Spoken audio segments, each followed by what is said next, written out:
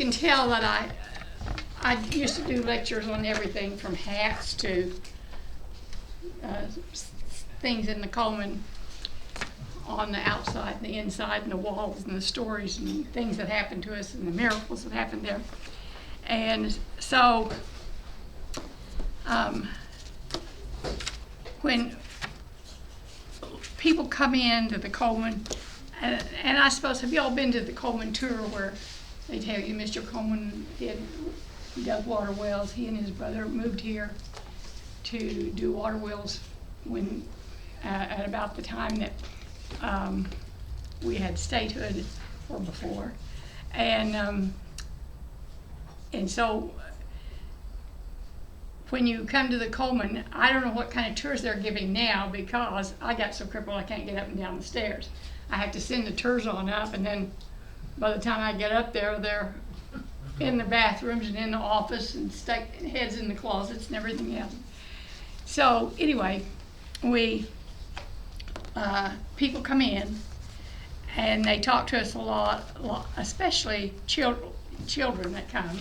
And we have tours for children too, classes, and they always say, "Is this building haunted? Does it have ghosts?" And I always say, when you came in, did you look on the outside of the building? How dare we'd have ghosts, for heaven's sakes, because of all the gargoyles. If you go by the Coleman during the day, look on the south side of the Coleman up high, gargoyles all the way around the top, musical instruments on the south wall, dolphins on the front walls, and of course gargoyles were there to keep evil thoughts out of the building and evil people out of the building. So, and the gargoyles themselves are kind of scary looking. But anyway, when we first started in the Coleman, Willie Osborne went to ask if we decided they were going to tear the Coleman down, and everybody in town probably you all maybe even got involved, because we had at one time like 400 volunteers right off the bat. We were flabbergasted. And come in. And so when they ask me if it's haunted or if it's a ghost, I kind of have to answer, well, no, not really, because there are two kinds of ghosts, and those of us that work at the Coleman don't call them ghosts. We say they're spirits. And so I always think if you have if you think you have a ghost in the building, a ghost is someone who's died and has come back for revenge. Or if it's an animal, it's come back to maybe eat you for revenge. And so we don't usually say ghosts. We just say we have spirits. And one of the things that I ran in by accident today, Larry Irwin and I were summer managers. Gerald always went to Canada. He has an island in Canada. He owned an island in Canada. And he always went to Canada in the summer, and so we had fill-in managers. And so Larry and I were summer managers for many years. And we always had lists of things to do because the theater was a long way from being completed when we got it pretty pitiful looking. Actually, when Willie when we kind of formed outside of the theater and had a meeting in the theater about asking if we could restore the theater, could we buy the theater, what could we do? And Willie decided he would go see Ann, which was the daughter of Mr. Coleman, and she said, well, I don't want to sell it, but I'll give it to you. And I guess Willie about fainted, and so did all of the people that were at the theater. Going, she's going to give it to us? And she had, you need to restore it. When we got it, it was covered inside with brown they redid it in the 50s or before the 50s, and again, long after Mr. Coleman passed away, after the war. He couldn't do anything during the war. And but after the war, they spent $60,000 or something, and they tore all the material off the walls. It had damask, kind of silky material, and all the things that you see there now. And the inside, if you go inside where the seats are, the material on the walls on both sides is original to the theater. I hope it's still there. I haven't been in there for a year at least. And, well, I guess it's been less than that, 6 months ago. But the material was still on the walls. But we had to find the material that went out in the second lobby and the first lobby, because it was all gone, and they had torn the frames off the wall, and they'd torn, we had pictures. The Boulder brothers sent Mr. Coleman pictures of how the theater would look. When he hired them, they drew what it was going to look like. And I didn't see it at that time. I'm not quite that old, but close. But it was beautiful, and it was staggeringly beautiful. So that was one of her deals. She was going to give us the theater if we would attempt to restore it back to what it was. So we started, and I can remember when the first day that the group all met in there, and Willie stood up and said, "It belongs to us. It belongs to the people of Miami. And here's what we're going to do." And I can remember just looking around like, what on earth have we done? How are we going to get this back to anything? But I never doubted that we could do it. And neither did Willie, even though Jane Osborne wrote in her notes from that meeting, "I'm scared." And I think they took all of Jane's things since she passed to the museum history room. And I'm about to turn in most of the stuff that I have. A lot of the stuff that I have, Barbara Smith was the manager then, and I worked right up until my dad had a stroke in 2017, and of course COVID was coming on then, so we got isolated. So we didn't get to we just didn't get to work. They didn't put up Christmas. They didn't have any meetings. They didn't have anything. And so anyway, one of the things that I don't want to scare children when they ask me, "Is it haunted?" But you know, if you travel at all, every theater, every old empty building, they say is haunted, and or it has ghosts. I decided one time, we went down to Council House Church, and my dad took me over past a building that he babysat as a child. He and his brother stay in there when the man was gone, and everybody talked about someone died in there and they cut their throat, and all kinds of scary stories. So that's how that haunted stories get started. But if you travel all theaters, if you travel to Europe, and I was lucky to get to go back and forth to Europe a lot, and we always hunted because we were working on the Coleman. We always went to all the theaters just so we could see what they looked like and what they were doing to keep them, and and we were looking for things like crystals. The chandeliers in the lobby didn't have any crystals, and the big chandelier was gone, and the rose windows that you see into the balcony were gone. And so we eventually found them, and the organ was gone. And we eventually found everything and began to get it back, but it was a 20-year job putting it all back. And the lights the lights upstairs and the balcony area just were installed in the last 2 years. We had them made, and we've had them stored for 7 years, 7 or 8 years. And so anyway, I digress. Back to the ghost stories. And I said, I only know, and I tell people when they come in, I only know of 2 ghosts that are in the theater right now. There's a ghost picture in the case in the front lobby where the concession stand is.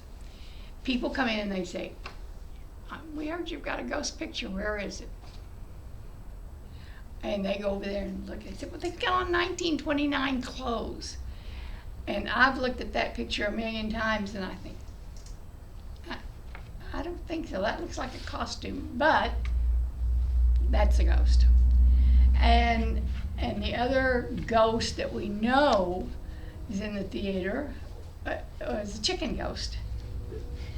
And that's another story in itself. We had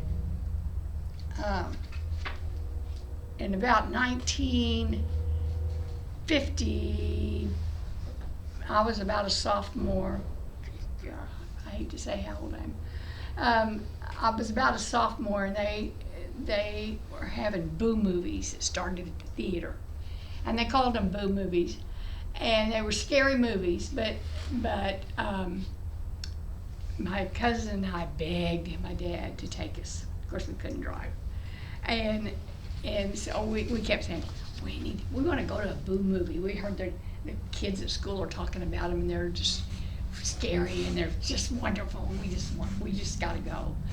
So he finally agrees to take us and lets us out, and we go in, and he said, now you don't come back out. I'll be up here in front. Don't come out till you see my car, or I will come to the door and pick you up. Okay, so anyway, we were watching a movie, and I've racked my brain trying to figure out what movie it was, because nowadays a scary movie is really scary, and I don't even watch them.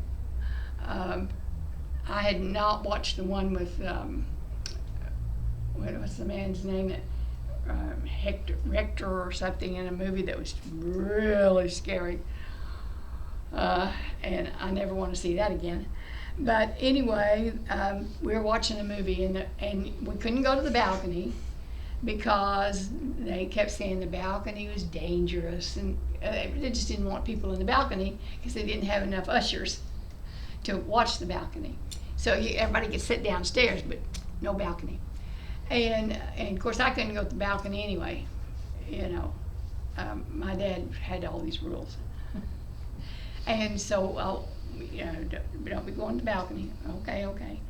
So we settle in, and the movie's going on, and about the scariest part of the movie, and I really think it might have been a Vincent Price movie called The Teen Lure or something like that.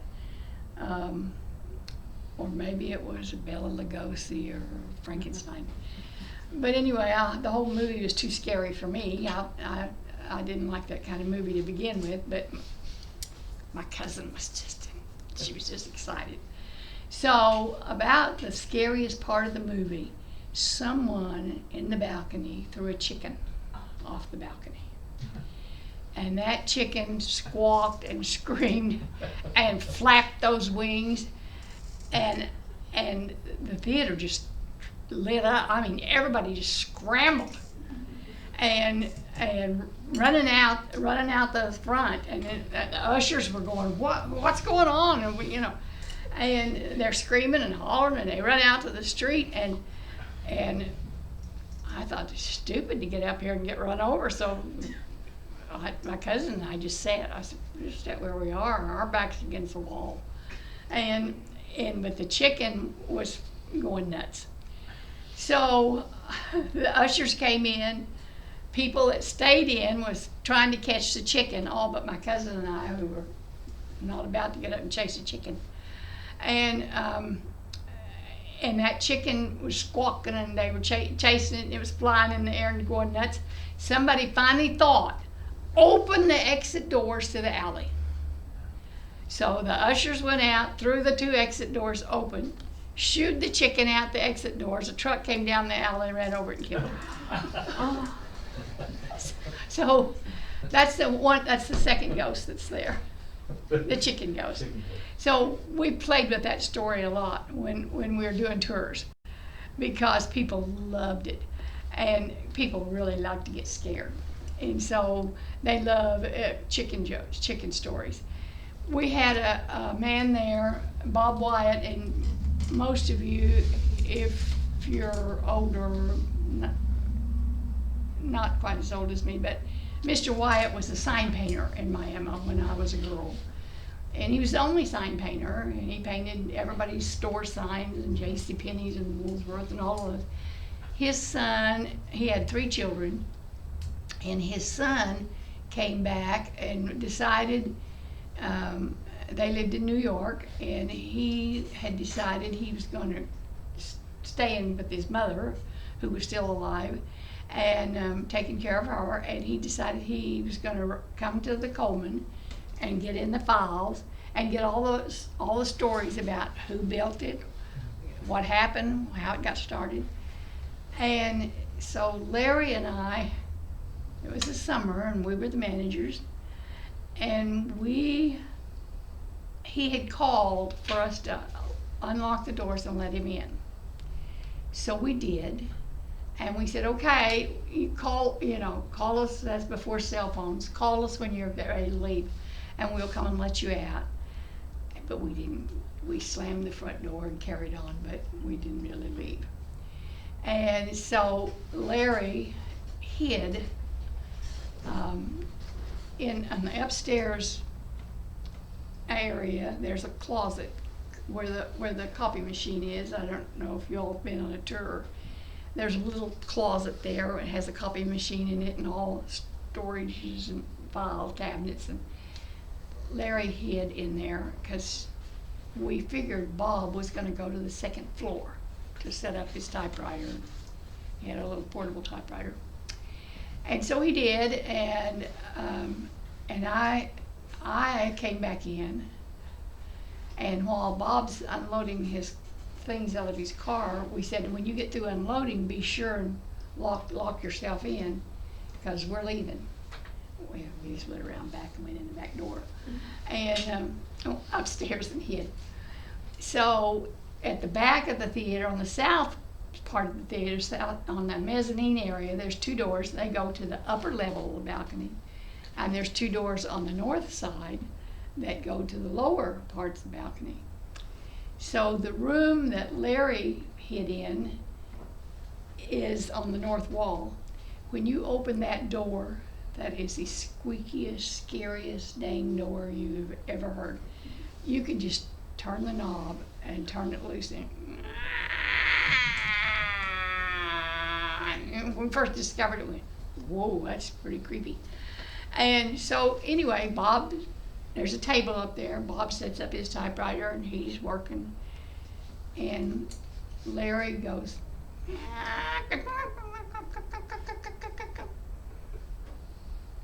Bob stops typing. And I'm on the staircase, south staircase that goes up in the upper balcony. I'm behind that door, because I can escape if he comes that way, and I can see, you can see through the crack to see what he's doing. And he stops and he said, okay, joke's over. I know, Larry, it's you, I know it's you. Larry didn't answer. And so Bob sits back down, starts to work again. Larry, and we've already told him the chicken, for his book, we've told him the whole chicken ghost story. He gets up and he said, I know you're in here. And he comes toward my door, so I split upstairs as fast as I can. I only have to do 1 flight of stairs. And there's a closet in there where we have stuff stored. And I dash in there, and it's got a little swing latch, and I just latch it so he can't get the door open. But he thinks it's locked. And he said, Larry, when I find you, I'm going to kill you. So He goes back down. Larry scares him again, and he dashes back up my stairs again. But I'm not gonna be caught. I'm hiding. And while he's upstairs searching for Larry goes over to his desk and throws out a handful of chicken feathers. Oh no. So he comes back, gets to the table, and he just freezes. And Larry's already re-hid back in the closet. And he looks at those feathers, and he feels them, and he just starts folding his stuff up, slams the lid on that typewriter, grabs up all these paperwork. He's out of there. Well, and so he goes downstairs, and Larry comes out of the closet, and I come out of the closet, and I go, he's mad. This is not funny. He's mad. He said, we will tell him it's a joke. We'll follow him out. So we chase down the stairs, and he's out on the street getting in the car, and we run out, and we said, it's a joke, it's a joke. And he said, not to me it isn't.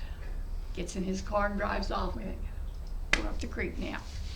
So anyway, we had lots of stories about the chicken ghost, and when I would do the history mystery tours, I would do the history of the theater, and I would always tell the chicken joke or the chicken story. So one of the other being that's there, we think is Mr. Coleman. If you go in the theater, Mr. Coleman's picture's on the wall there in the second lobby, past the concession stand. And by the way, there wasn't a concession stand in early days. Mr. Coleman would not allow food or drink in the theater. He didn't want the silk, and he didn't want the velvet seats to have grease on it. No concession stands. If you needed something to drink, the Coleman Hut's drugstore was on the corner where the florist is now. And you went in there, and they'd blink the light when the movie was going to start back, and you left. You couldn't bring your refreshments back in. So anyway, and that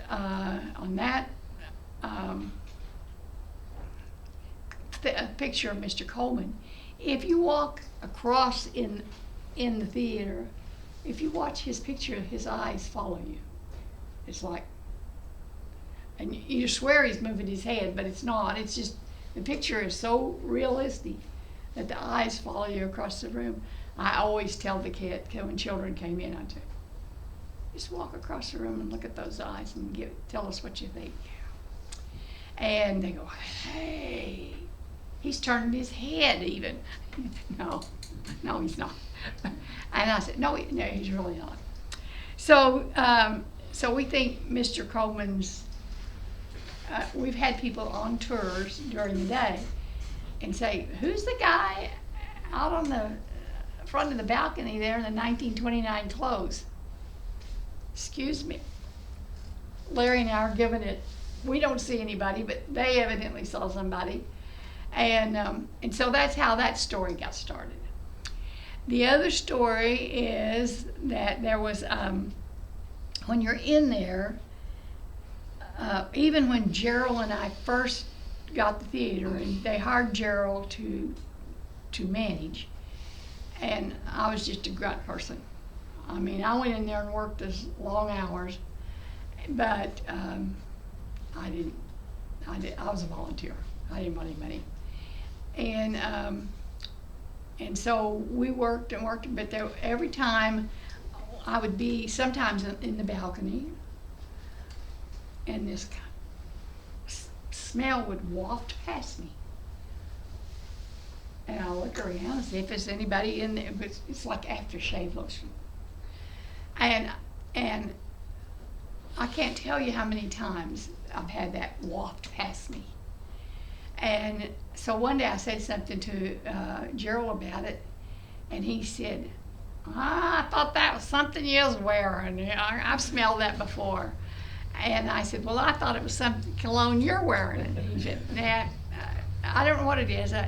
He said, we had dead pigeons up in the attic when we got it, so somebody put out something to make the building smell good. well, we searched the building, there wasn't anything that we could find.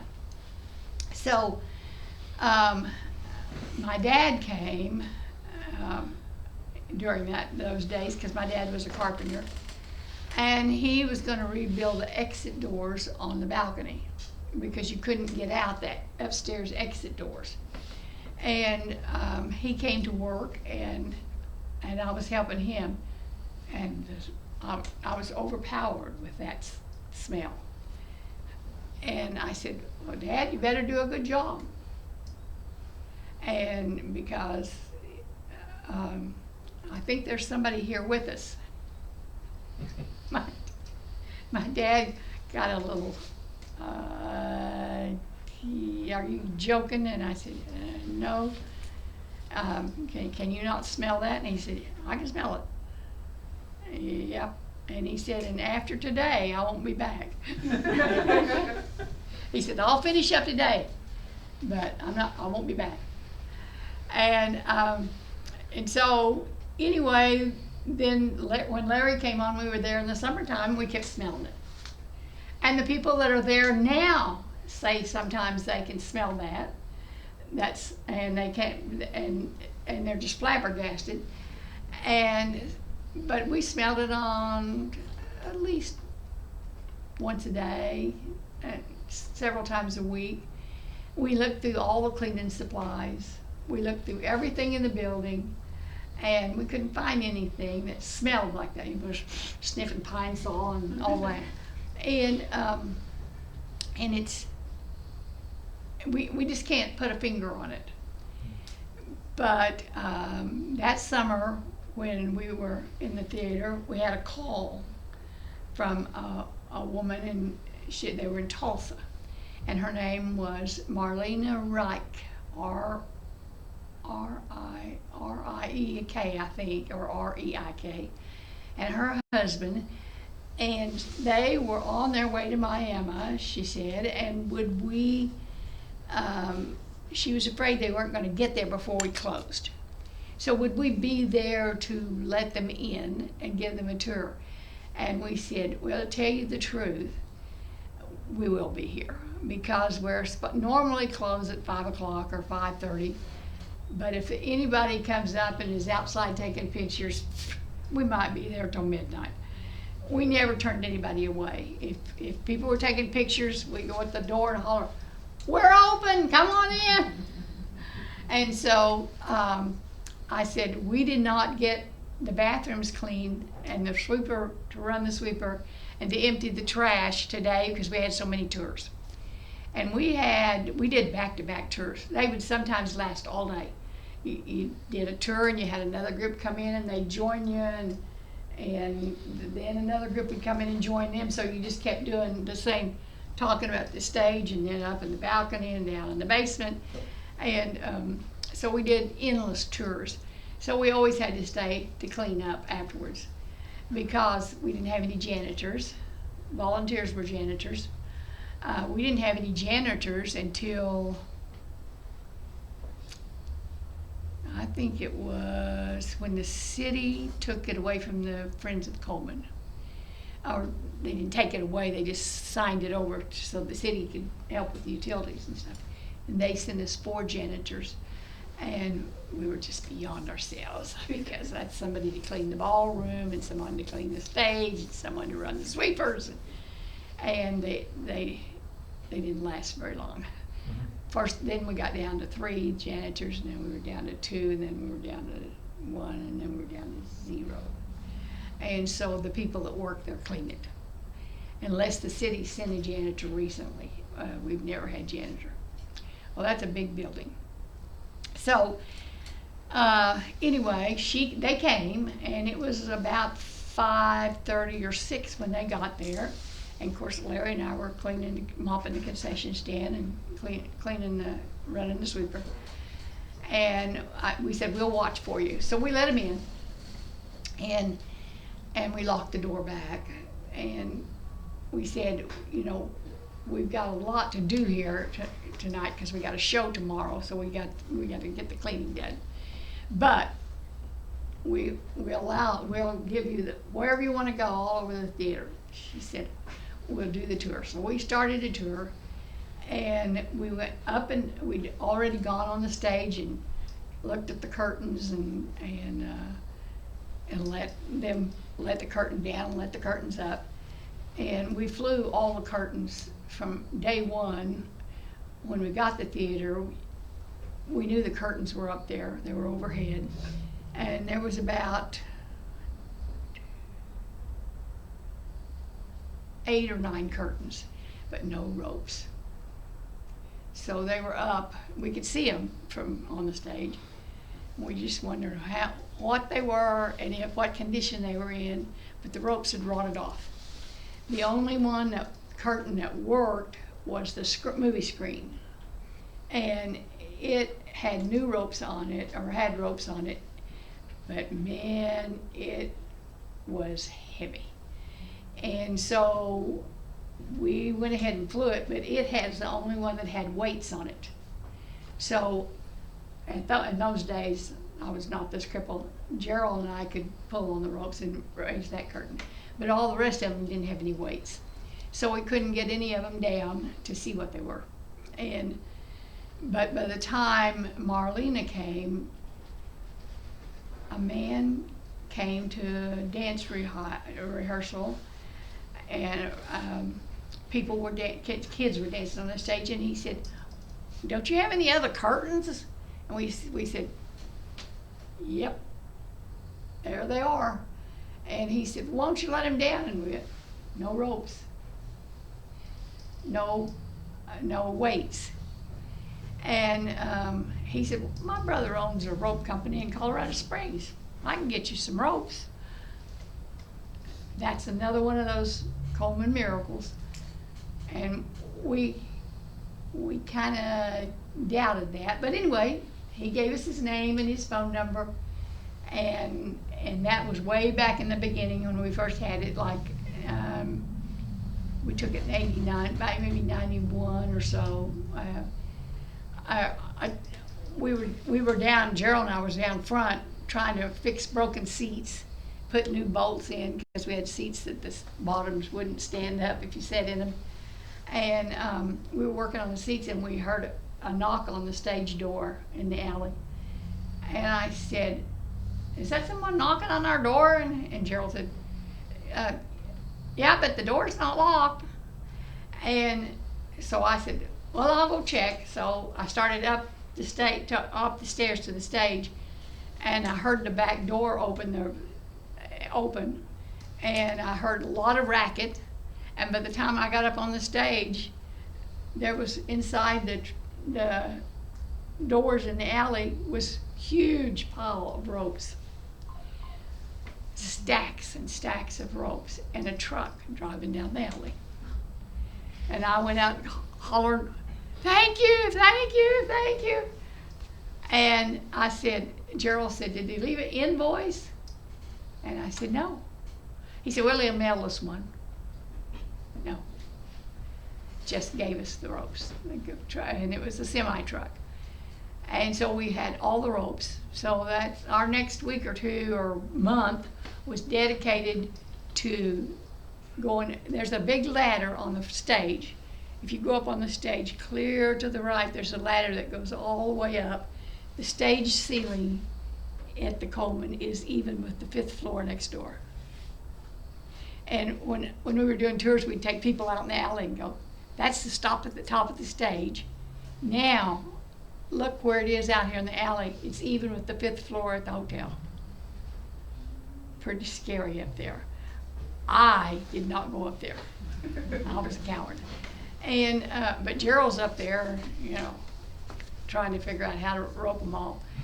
And when we had them, then when she and her husband came, I said, "You want to take the curtain up or down?" And we have 3 or 4 of the ropes on. Let me show you which one. And by that time, someone in town, we took one of the weights to a welding shop, and we said, "Do you think you could make us like 10 or 12 sets of these? There's 3 on each one." And he said, "I wondered how long it was going to take you to get me." And he said, yeah, I can make them. And Gerald said, well, what's it gonna cost? And the guy said, not much. And so, but he never would say how much, but anyway, Gerald said, we don't have any money, but we can usually raise money if we need to. We can pass the hat. We had 400 volunteers. If we needed paint, we passed the hat. We need a gallon of paint. Anybody got change in their pockets? So anyway, he made us the weights. Anyway, Marlene and her husband, when we went upstairs she said, you know, my dad worked here. And when I was a girl, I used to come up here when he was showing the movies and sit in the projection room, and the big windows in the projection room, I'd sit there, and she said the air would come in there and blow my hair back. And I always felt it was wonderful, my hair stringing back, and I'm posing and carrying on. And she said, I'd like to see the projection room. I said, okay. So we start up the stairs, the projection room, and they're ahead of us because the rail's a little bit wobbly. Even though it's screwed in and we checked it, it's not going to break, but it's wobbly. And she gets to the top of the stairs and she just stops. And she said, oh my gosh, oh my gosh. Her husband's behind her, I'm behind him, Larry's behind me. And she tells her husband, come in. And he goes in the projection room with her. And he said, oh my God, this is your dad's cologne. And Larry and I are flabbergasted. And so we follow him up, and I said, what was your dad's name? And she said, Roberts.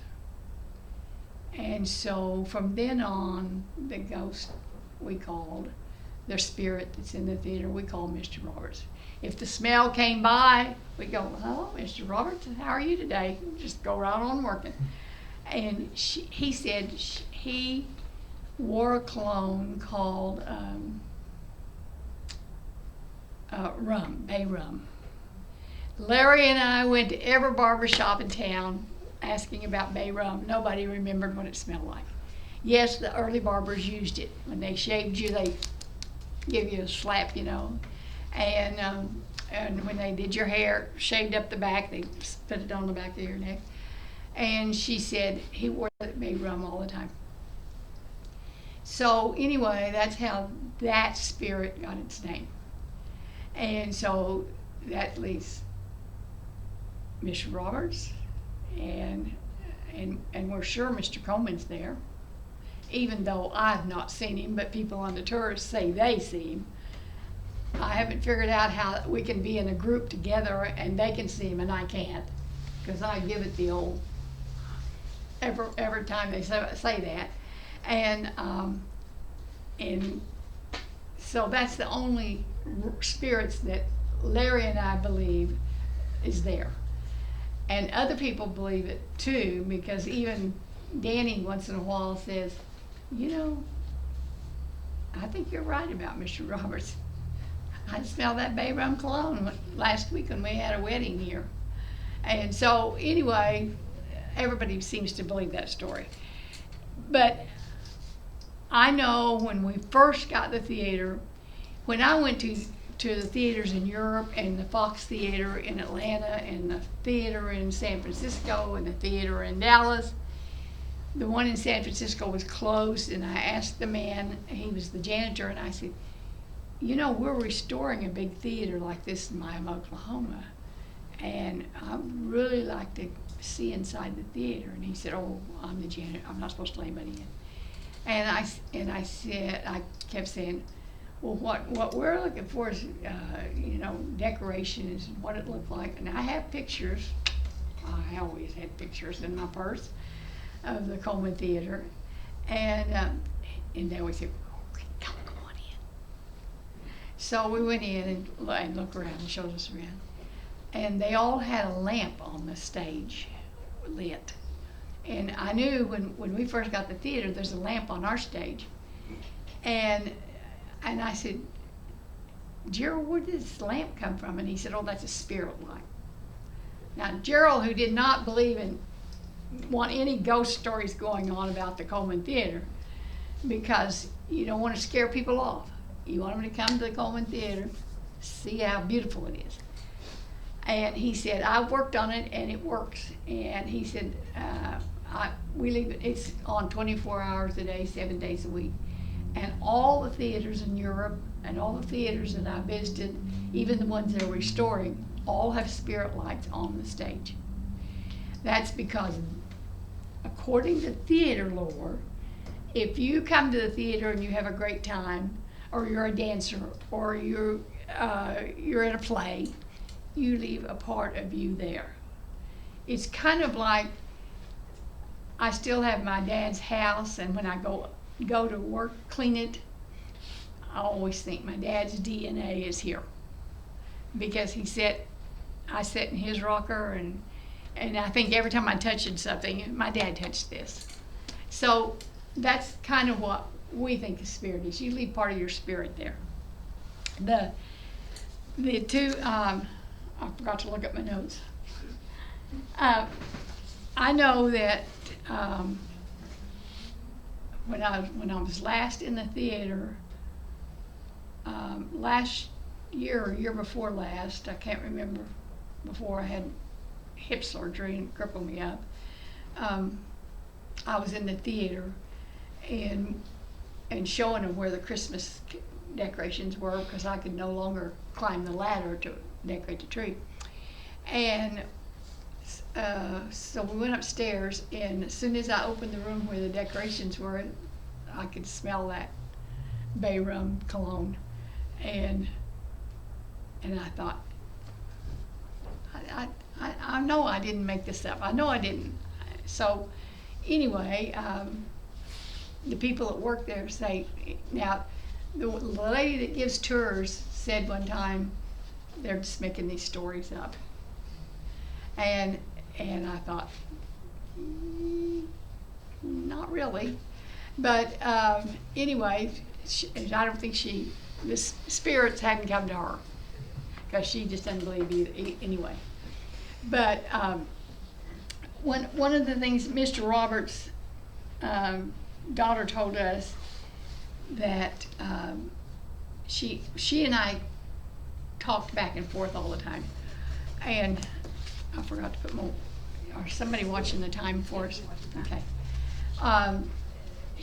She sent me, she said, at Christmas, go up to the projection room and put a pineapple in the projection room, and then see if anything happens. Because she was a firm believer that her dad had died, and if he was going to be anywhere, he's buried at GAR Cemetery, but if he wanted to be anywhere, that would be where he would be. And she was adamant about that.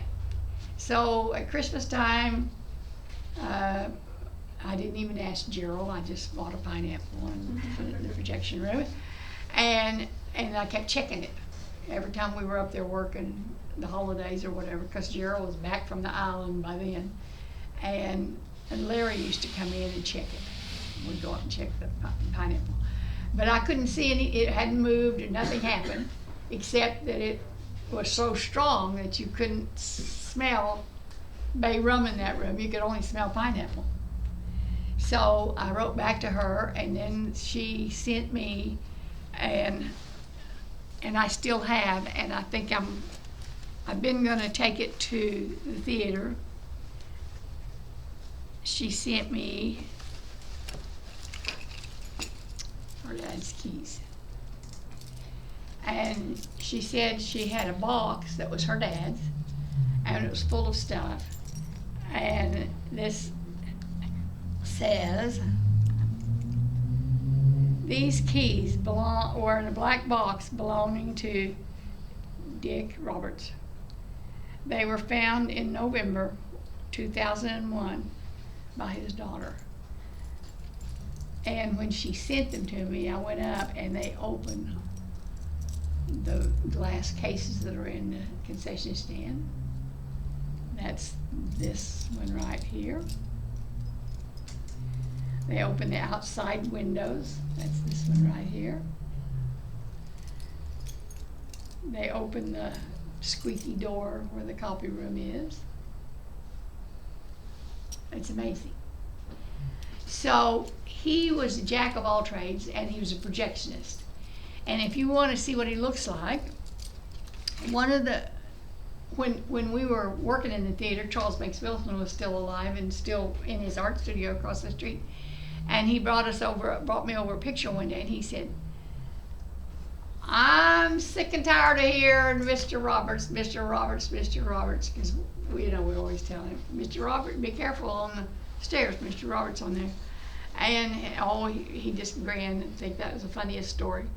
He brought a picture over, not that big, and he said, "So, I'm giving you this picture, and just frame it or do whatever you want to do with it." And I hung it behind the popcorn machine in the concession stand. And it has Mr. Roberts on one side, and Will Rogers in the middle on the stage, our stage. And there's some showgirls over on the left-hand side behind Mr. Roberts. And I said, "Now, you didn't take this while Will Rogers was here." He said, "No, I was asked one time to paint a picture of Will Rogers on the stage, and Mr. Roberts came over and posed for me, and yeah, that's Mr. Roberts in the front." He took care of the stage. He unlocked the doors. He did all the creative work in the theater, and fixed everything that was broken. And he ran the projection every night. And his daughter told me that when her mother, there was a show coming, and her mother was had labor, was going to come to the theater to hear the singer. And she couldn't remember her name, and I couldn't find it either when I looked in the files. But her mother wanted to hear this woman sing, but she was in labor and had to go to the hospital. And that her dad had gone on. There's a phone on the stage on the electric box that's on the wall, which we called Old Sparky because it would bite you. And I didn't turn anything on. I went to my dad's at the time, and he made me a long stick with rubber on the handles, and I could turn stuff on and off. So I wasn't going to get electrocuted. Gerald was still up there messing with it. And I said, "Gerald, I'm telling you, you're just going to turn into a ghost. I'm telling you, you're praying for it." But he went ahead and handled everything, and it sparked. It just scared me to death. But anyway, Dick had the phone. There was this phone backstage before cell phones. And when the woman came on to sing, he stood at the edge of the stage with the phone so she could hear her sing. And I thought that was a sweet story. And I said, "So your mother told you this story?" She said, "My mother told me this story," and my dad said, "Yep, that happened." So what a sweet person. Yeah.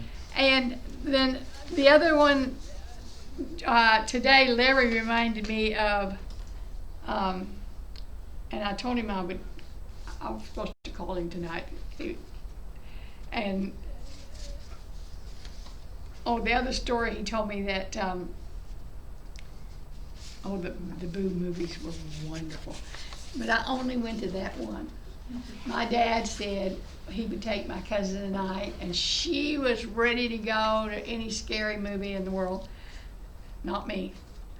I don't watch Frankenstein or Bela Lugosi movies. I don't watch any of them because when I was in about the 6th or 7th grade, my uncle and aunt were going to a drive-in when we lived in Texas. My dad worked for Celanese Corporation, and they saw The Thing.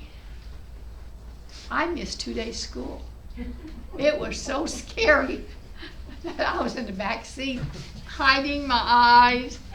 And when they took me home, I was afraid to sleep in my own room. I had to sleep in my mother and dad's room on the floor because that scared me so much.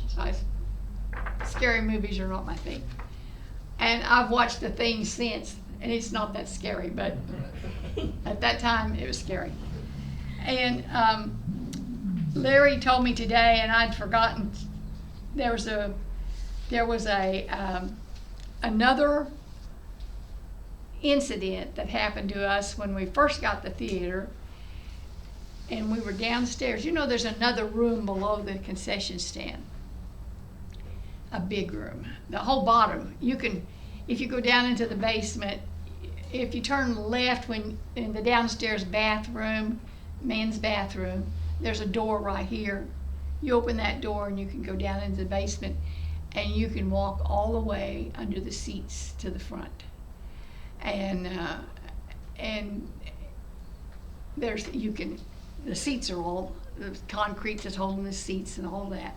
And that room, we were down there cleaning it and dragging trash, boxes and boxes and boxes of trash out of there. And I fell down. There was a little closet in there, and I was in that closet throwing trash out of that closet.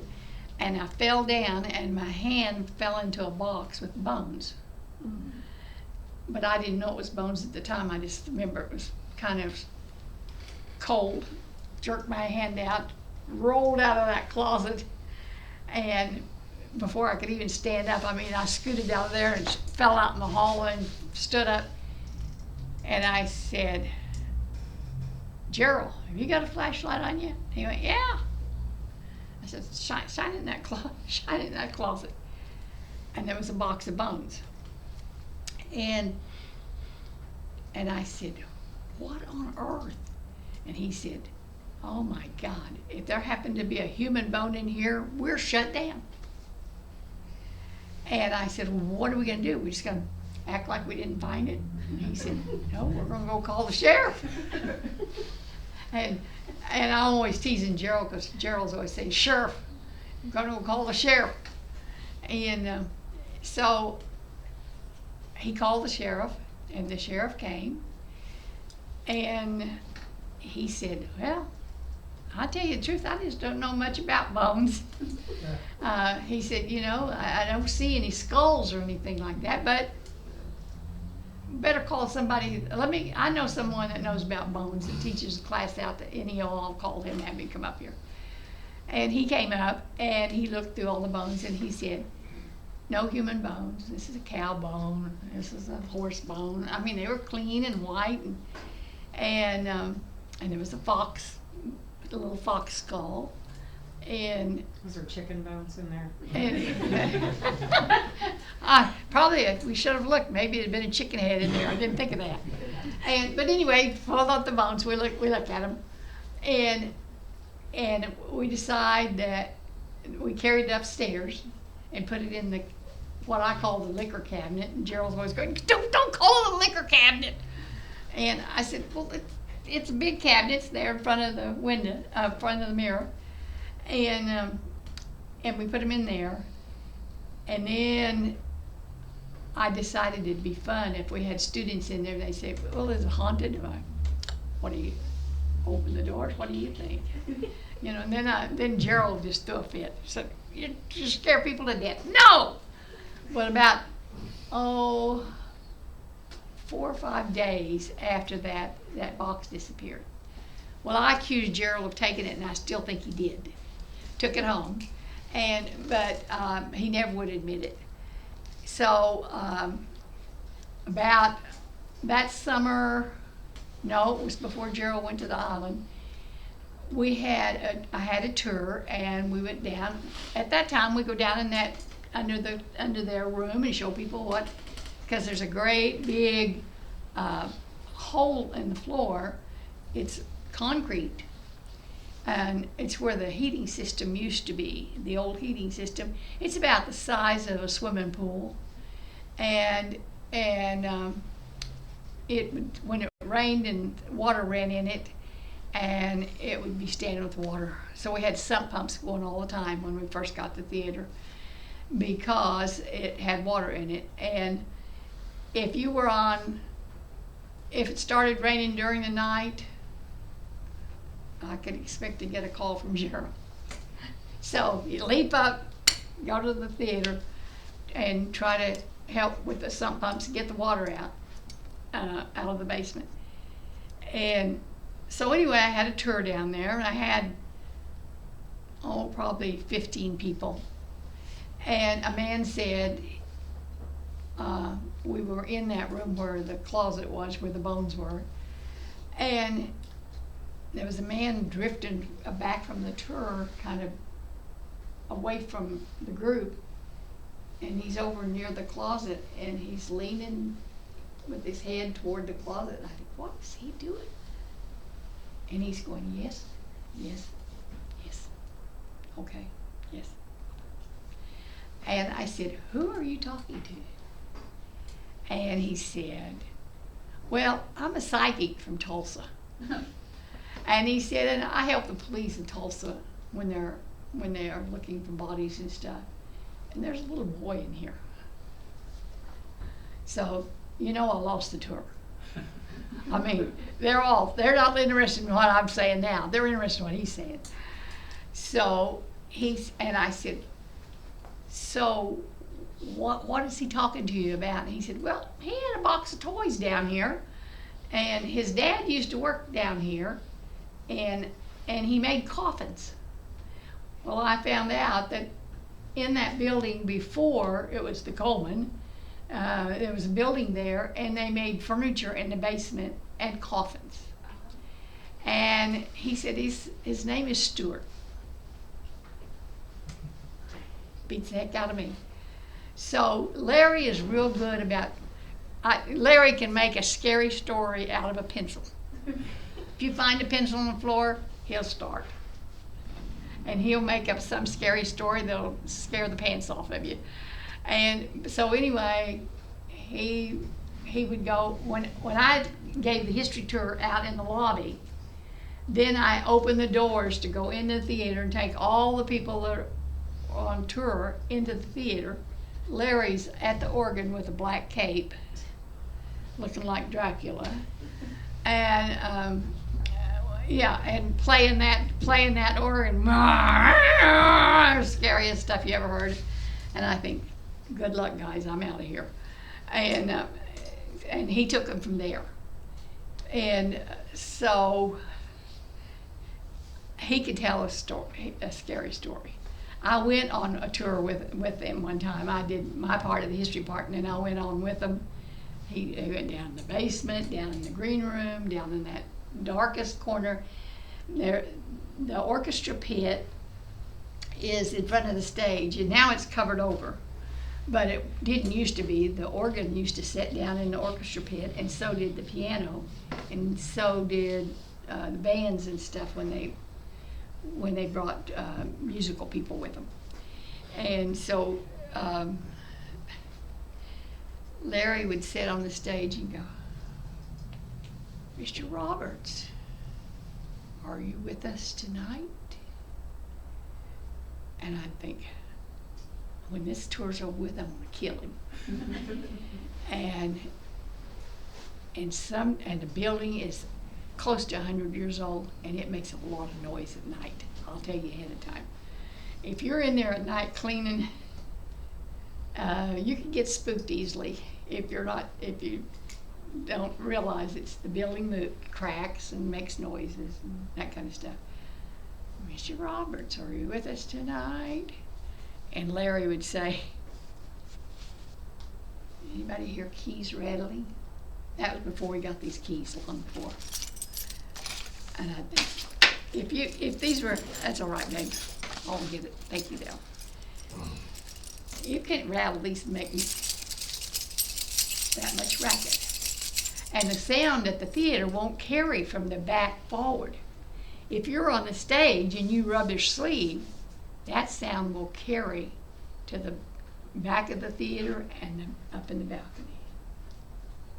if people are on the stage and they don't have to yell, they don't have to do anything. They just talk normal, but if they're facing the audience, it goes all the way. But if you're at the back and you want to talk to somebody, holler at Gerald on the stage, you need the hammer, you got to go, Gerald, we need the hammer! Because it just won't carry. So how you can hear that on the stage is beyond me. But anyway, he'd say, anybody hear those keys rattling? Of course, people love to be scared. Someone in that group will go, I heard him. And that's all, and that's, he lived for that. We had also weird things happen. We take people, when we first saw on PBS, they had a theater in Oklahoma that had was doing ghost tours for Halloween, and they covered a restaurant that was haunted, a theater that was haunted, different buildings, and they were selling tickets. Gerald said, we need to have a nighttime tour by candlelight. And so I said, don't ask me, I'm not in charge. Talk to Gerald. Gerald went, absolutely not. Well, Friday the 13th fell in October that year. And so Larry went to Gerald and said, Gerald, Friday the 13th, there are people that are scared to death of Friday the 13th. They won't get married, they won't go to work, all kinds of things. So I think it's called tricky dicky phobia or something like that. Death fear of Friday the 13th. And so Gerald said, okay, it's Halloween. You two can do a nighttime tour after dark, but I don't want to know anything about it. And I said, well, you know we're going to do it on Friday the 13th. And he said, no, I don't want to know it. So anyway, Larry and I met up there, and I did the history part of Friday the 13th, all kinds of things. If you think there's a witch nearby, you can wear a frog around your neck on a string. You can wear a walnut around your neck with a clove of garlic stuck to it. All kinds of Friday the 13th deals. So that night I told them all the stories that I knew about Friday the 13th, and it was by candlelight in the dark, out in the hallway, out in in the next room from the concession stand, and people kept getting closer to each other, scooting their chairs over. They love to be scared. And so I said, okay, now if you looked in the mirror before I take you into Larry, who's going to take you in the darkest room in this building and see if there's anything down there. If you looked in the mirrors, and how can you not, it's a huge mirror, by candlelight, and you want to break that spell, you need to leave a coin face up on the floor. They leaped up and left coins everywhere. When I escorted them in where Larry was, I thought, man, why didn't I say you have to leave $1 on the floor with face up? Why did I say coins? And anyway, I gathered them all up. I said, you can leave your purses and stuff out here because I'm going out and I'm going to lock the door and no one can come in. But if you have to go out, Larry's got a key, but he's got to let you out and let you back in. And so I took them on the inside. Well, that night we had 30 people at $10 a head. So $300. we came in the next day waving it at Gerald and we went, how much paint do we need? We got the money. And his eyes got happy. He said, man, we don't have to pass the hat anymore. So maybe we need to have more tours at night for October only. And we had people that came back and did them every night. The same people. Over and over and over again. It was hysterical. And even Larry would spook himself. So he came one time down, we were in the theater, everybody had left, we were turning out the lights, and he sat on the stage and went, Mr. Roberts, are you with us tonight? And I said, shut up. And he said, Mr. Roberts, are you with us tonight? And the light came on in the projection booth. Freaked me completely out. And I said, great, now we got to turn the lights back on and go upstairs and see what's going on in the projection booth. We went upstairs, the light's on, but the switch is on and off. That's the kind of stuff that we can never figure out.